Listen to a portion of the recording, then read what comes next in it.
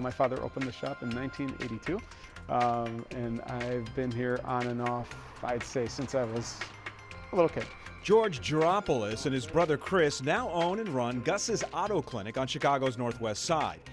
It's that family-owned touch they provide that keeps John Peterson coming back. He's been a customer here for nearly 25 years. When can you bring it in? Whatever. What do you got open? Thursday or Friday this week. I just don't want to deal with the dealers if I don't have to, and then my cars run like new here. But consumers like John may soon have to take their cars to the dealer instead of a local shop like Ted's, depending on what kind of repair work needs to be done and how new your car is. It's one of those things where as time goes by, we have to focus more on cars that we can actually service and turn away work on ones that we cannot. And a lot of the reasons that we cannot service the cars is because of financial restraints. After the auto world saw in 2015 how hackers could remotely control a Jeep Cherokee as someone was driving it, automakers changed gears on how mechanics can access a car's computer. That change came at a big price for some independent shops. If a certain manufacturer requires a $40,000 a year subscription, we're just not going to service those cars because we don't have enough volume of that specific vehicle to afford the subscription. The subscription is for the software to use what's called a scan tool. A mechanic hooks it up to the gateway computer in a consumer's car. The gateway computer manages all of the car's various electrical systems. Once in place, the scan tool reads the various codes to tell the technician what needs to be fixed. Depending on what type of car you're working on, George says a monthly subscription fee can cost him hundreds, if not thousands of dollars. I'd say the lowest that you pay is probably $65 a month. Okay.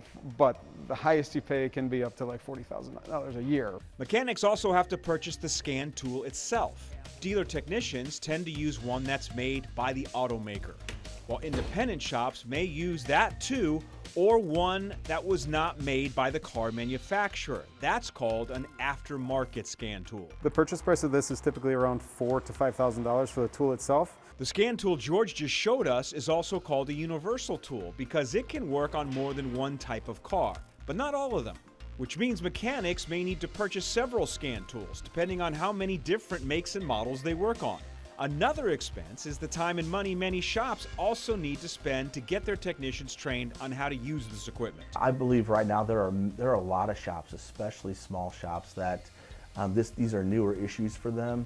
Jeff Cox is the president of the Automotive Maintenance and Repair Association. It works with independent shops, auto regulators, and legislators to create repair standards to help make sure consumers are not paying for service work their cars don't need. I don't think a lot of consumers know that this is an issue yet. The vehicles that have the secure gateway, fairly new vehicles. Cox says that's because these newer vehicles often don't need any major repairs for the first few years.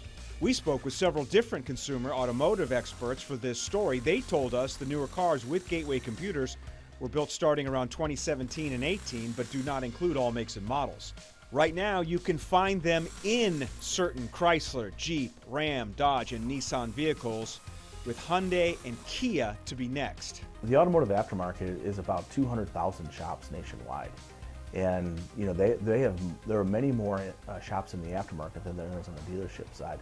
So if you start to squeeze down on the aftermarket, consumers are really going to feel that. Well, you can still take your car to a local shop for something basic like an oil change. Other simple repairs might not be so simple. Part of the reason why these easy jobs can now be hard to do has to do with how good are your mechanic's computer skills. Now you need to know a lot more, and you need to know how the computers on the vehicle are communicating with each other, and that's a segment that we refer to as vehicle communication.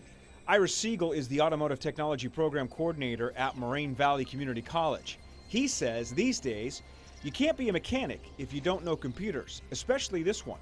And they use that scan tool in every one of our courses, as everything on the vehicle is controlled by electronics and electronic control modules, so they need to understand how to use that diagnostic scan tool. Unfortunately, computer skills aren't something all current mechanics have in their toolbox. We've been a very graying industry.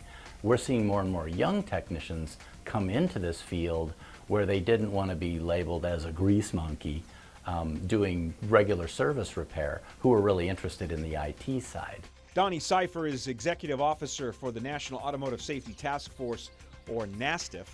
His organization helps technicians who are having difficulty accessing the gateway computers even when they have the right equipment and training. NASTF was designed by the automakers and the independent aftermarket as the mediator, the moderator between them. The technical entity that could explain to each side what the other one was trying to accomplish. He says overall, automakers don't want to see the independent shops go out of business. They don't have enough dealerships to service all their vehicles.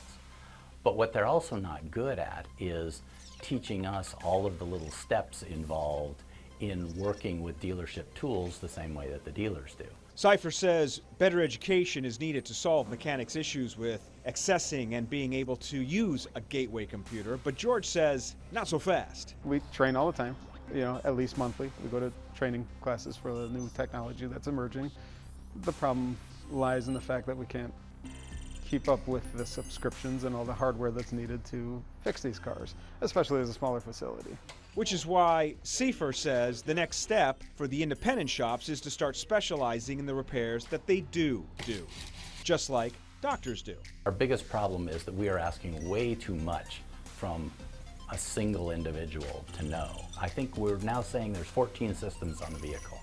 Doctors don't specialize in 14 systems, yet we're asking technicians to do that. Tommy Oliva is among the first shops to start specializing in a certain type of repair work.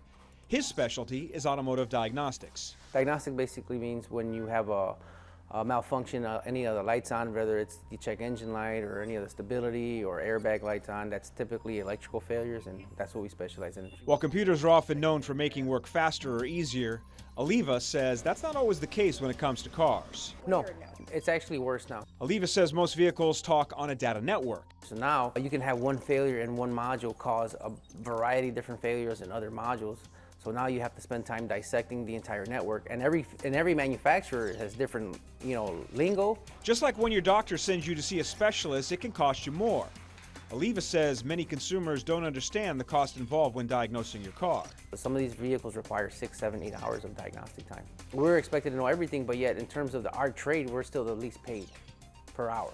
Legislation regarding this issue has been introduced on both the federal and state levels. The Repair Act was introduced in Congress in 2023. The goal to require manufacturers to allow consumers to be able to access data from their cars so they can have them repaired at independent shops. A similar bill was also introduced in the Illinois Senate in January. Until either bill passes, consumers may be in for a rough ride. We're seeing steady enrollment in our classes, but it's still not enough to meet the needs of our employers in our area.